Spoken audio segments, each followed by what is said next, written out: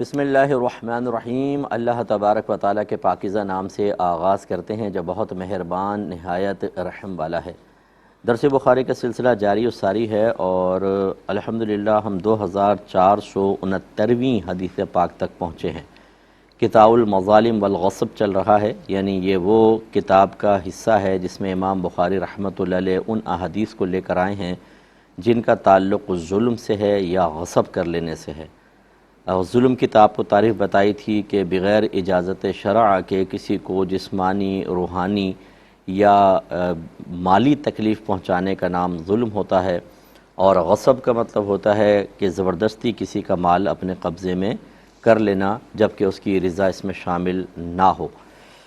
اس میں یہ 2469ویں حدیث پاک لے کر آئے۔ حضرت انس بن مالک رضی اللہ تعالی عنہ اس کے راوی ہیں۔ یہ کہتے ہیں کہ نبی کریم صلی اللہ علیہ وسلم نے 1 ماہ تک اپنی ازواج کے قریب نہ جانے کی قسم کھائی، اور آپ کے قدم شریف میں، آپ کے پیر مبارک میں جوڑ میں موچ آ گئی تھی۔ پس آپ اپنے بالا خانے میں ٹھہرے رہے۔ پھر حضرت عمر فاروق رضی اللہ تعالی عنہ نے حاضر ہو کے عرض کی کہ کیا آپ نے اپنی ازواج کو طلاق دے دی ہے؟ آپ نے ارشاد فرمایا کہ نہیں، لیکن میں نے 1 مہینے تک ان کے قریب نہ جانے کی قسم کھائی ہے۔ پھر آپ 29 دن بالا خانے میں رہے اور پھر نیچے اترے اور اپنی ازواج کے پاس چلے گئے۔ تو یہ پہلے بھی آپ کو بتایا تھا کہ اگر کوئی قسم کھا لیتا ہے کہ میں 4 ماہ تک اپنی زوجہ کے قریب نہ جاؤں گا، یعنی جسمانی تعلق قائم نہ کروں گا، یا 4 ماہ کا ذکر نہیں کرتا، دائمی طور پر کبھی قریب نہیں جاؤں گا، کم از کم 4 ماہ ہونے چاہیے، اس سے زیادہ ہوں یا ہمیشگی کا ہو تو یہ شرعی لحاظ سے ایلا کہلاتا ہے۔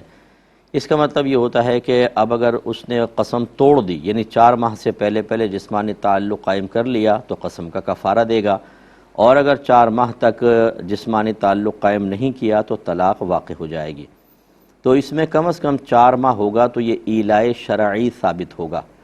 لیکن اگر اس سے کم مدت کے لیے شوہر قسم کھاتا ہے تو اس کو ایلا تو کہتے ہیں، لیکن لغوی اعتبار سے یہ ایلائے شرعی نہیں ہے، اور نبی کریم صلی اللہ علیہ وسلم نے یہی ایلائے لغوی کا ارادہ فرمایا تھا کہ میں 1 ماہ تک ازواج کے قریب نہ جاؤں گا۔ چونکہ اس میں مدت 4 ماہ سے کم کی تھی، لہٰذا یہ ایلائے لغوی تو ہوا، یعنی یہ قسم پوری سرکار نے فرمائی، لیکن اس سے مطلب طلاق وغیرہ کا کوئی تعلق نہیں تھا۔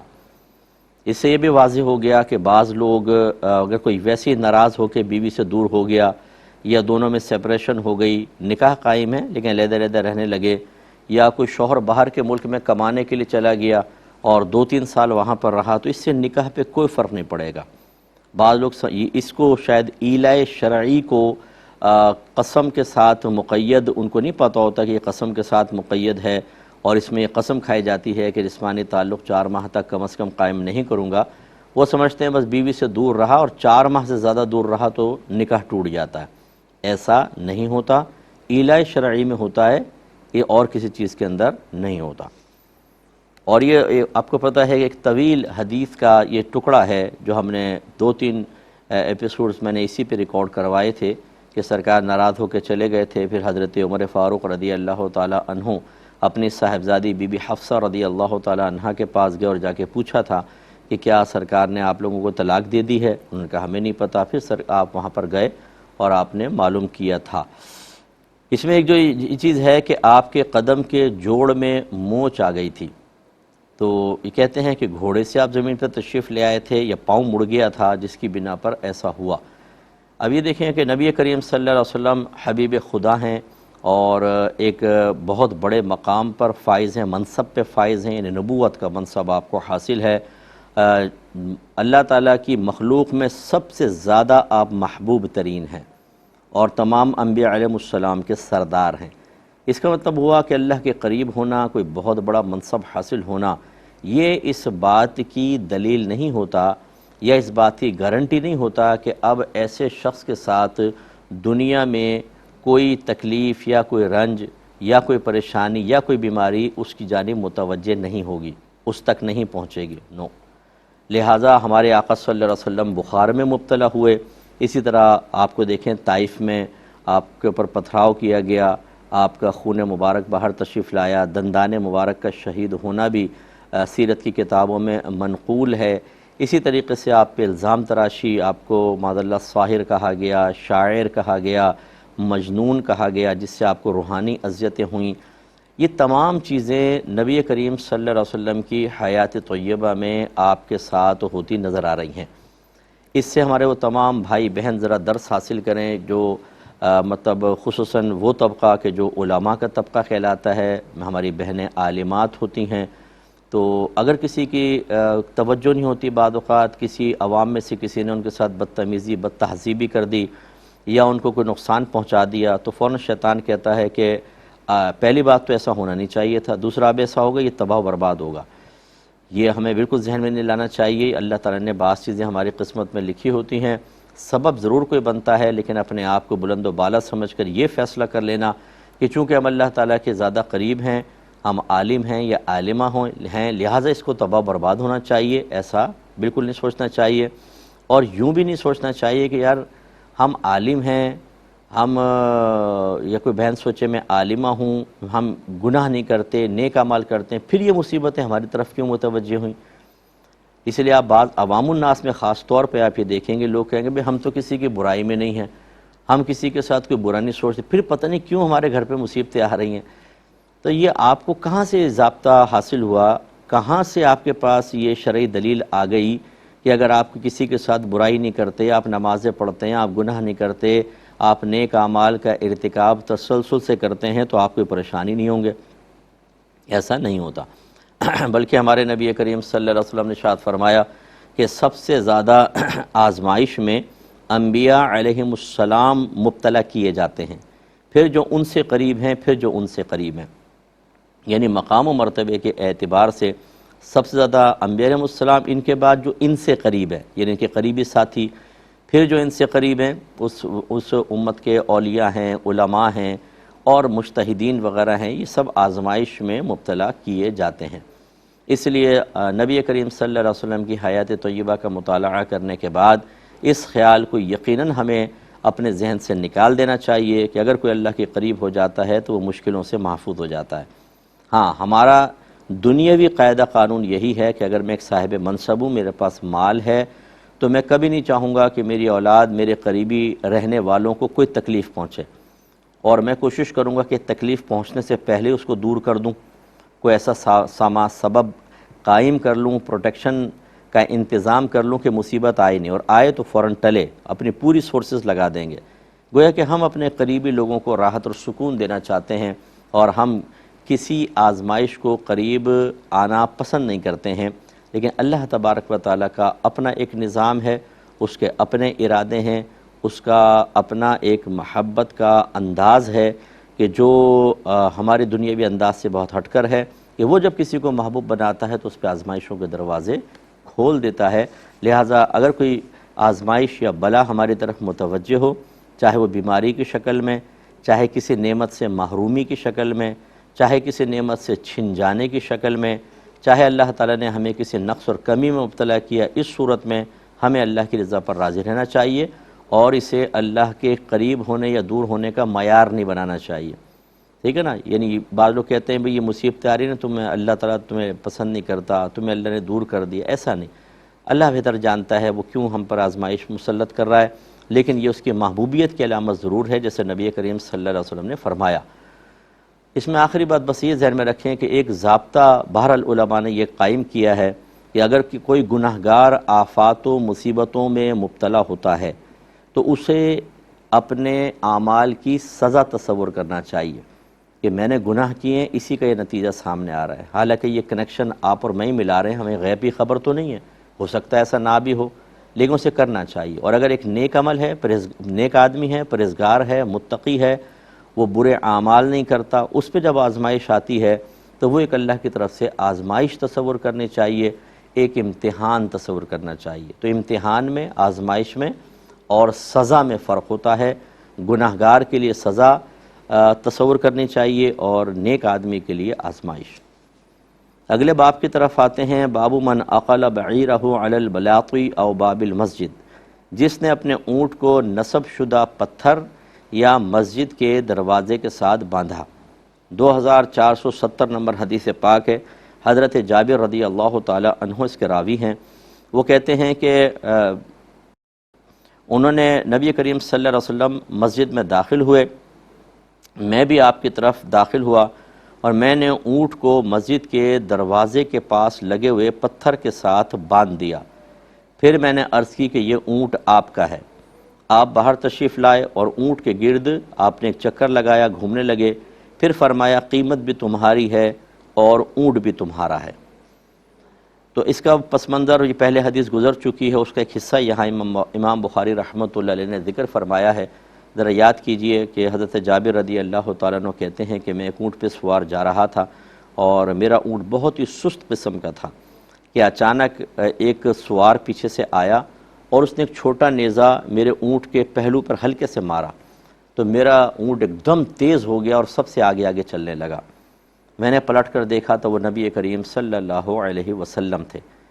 تو سرکار نے پوچھا کہ اے جابر تمہیں اتنی جلدی کیوں ہے واپس جانے کی؟ اور یہ غزوے کا واقعہ تھا، یہ غزوے سے واپس آ رہے تھے۔ تو میں نے عرض کیا رسول اللہ میری نئی شادی ہوئی ہے، میں چاہتا ہوں جلدی سے اپنے گھر پہنچوں۔ تو نبی کریم صلی اللہ علیہ وسلم نے پھر کچھ بیان فرمایا۔ اس کے بعد سرکار نے ارشاد فرمایا کیا تم یہ اونٹ مجھے بیچتے ہو؟ تو میں نے کہا جی میں نے آپ کو بیچا۔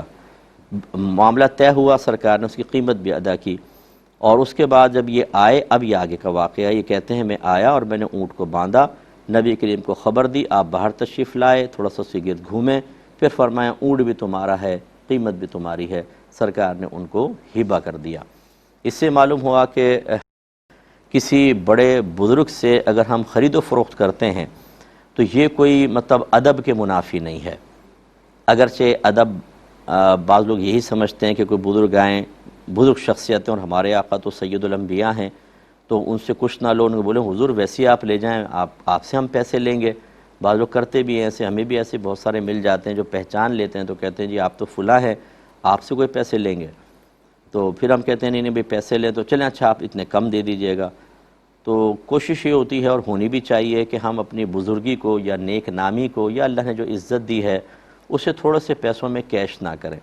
یہ ہماری خواہش نہیں ہونی چاہیے کہ کوئی ہمیں سامنے دیکھ کر پہچان لے اور تھوڑا سا پیسہ کم کر دے۔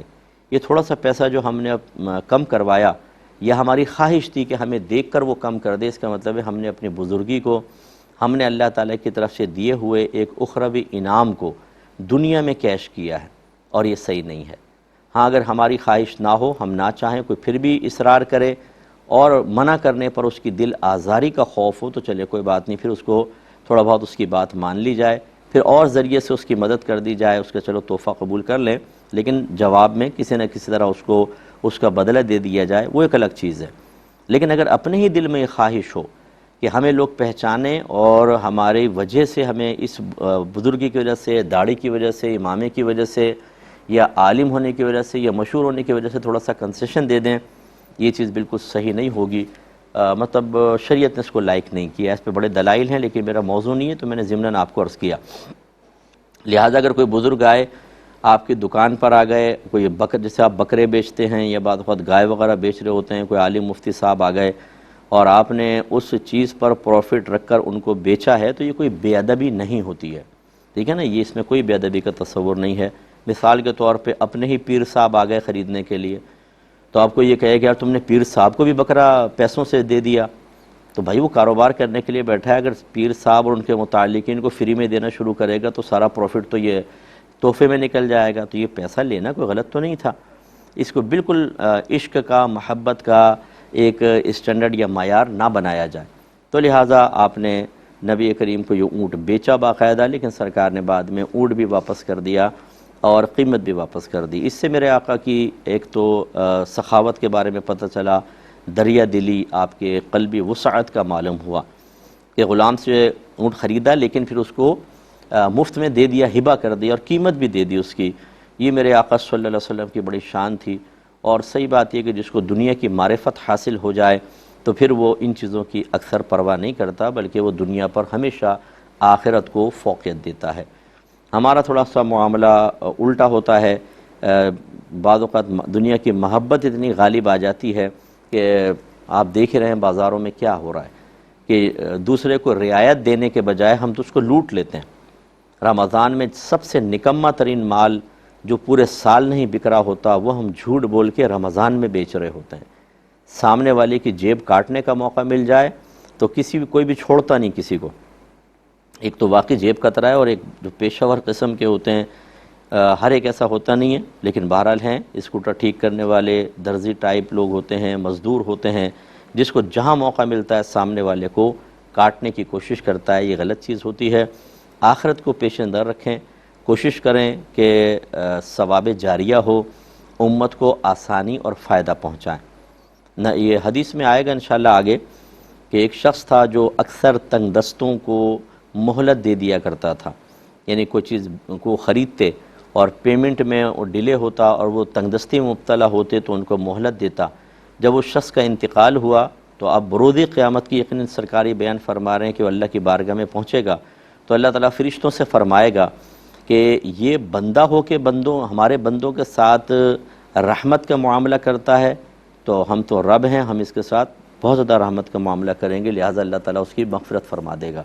تو کوشش یہ کرنی چاہیے کہ دوسروں کے ساتھ اچھا رویہ رکھیں، جیسے ہمارے نبی کریم کا طریق تھا کہ آپ نے اونٹ بھی دے دیا اور قیمت بھی دے دی۔ تو یہ تو میں نہیں کہہ رہا ہوں کہ آپ نے جانور خریدا پھر آپ کہیں یہ جانور بھی تیرا قیمت بھی رکھ لے، یہ تو بہت بڑی چیز ہے، لیکن کم از کم یہ اس طرح کے امور کہ جیسے آپ نے کسی کو کوئی قرض دیا اور تھوڑا بہت ہے، اتنا زیادہ بھی نہیں ہے، اگر آپ کو نہ ملے تو آپ کے اوپر مالی لحاظ سے کوئی برڈن نہیں پڑے گا، اور آپ یہ دیکھتے ہیں کہ وہ تنگ دست ہے بیچارہ، چلو یار میں نے تمہیں چھوڑا۔ کسی کو آپ نے پیسے دیے تھوڑے بہت، وہ واپس کرنا چاہتا ہے، اور غریب آدمی کہ یار رکھ لو، چلو تم ہی رکھ لو، کوئی مسئلہ نہیں ہے۔ جیسے اب یہ ٹپ وغیرہ ہوتی ہے، آپ کہیں کھانا پینے کے لیے جاتے ہیں، تھوڑا بہت پیسہ بچا، چلو یار تم رکھ لو بھائی۔ اس طرح تھوڑا سا سخاوت کا ہمیں مظاہرہ کرنا چاہیے، ہمارے نبی کا طریق ہے، اور انشاءاللہ ثواب ملے گا۔ اگلے باب کی طرف آتے ہیں، باب الوقوف والبول عند سباطۃ قوم، قوم کے کچرا گھر پر کھڑے ہونا اور پیشاب کرنے کا باب۔ حدیث نمبر ہے 2471، اور حضرت حذیفہ رضی اللہ تعالی عنہ اس کے راوی ہیں۔ وہ بیان کرتے ہیں کہ بے شک میں نے نبی کریم صلی اللہ علیہ وسلم کو، یا وہ یوں کہتے ہیں کہ نبی کریم صلی اللہ علیہ وسلم قوم کے کچرا گھر پر تشریف لائے، پھر آپ نے کھڑے ہو کر بول شریف فرمایا، یعنی پیشاب کیا۔ علماء نے اس کی کئی توجیحات بیان کی ہیں۔ ایک تو یہ ہے کہ سرکار کی کمر مبارکہ میں درد تھا اور آپ بیٹھ نہیں سکتے تھے، اس وجہ سے آپ نے ایسا کیا۔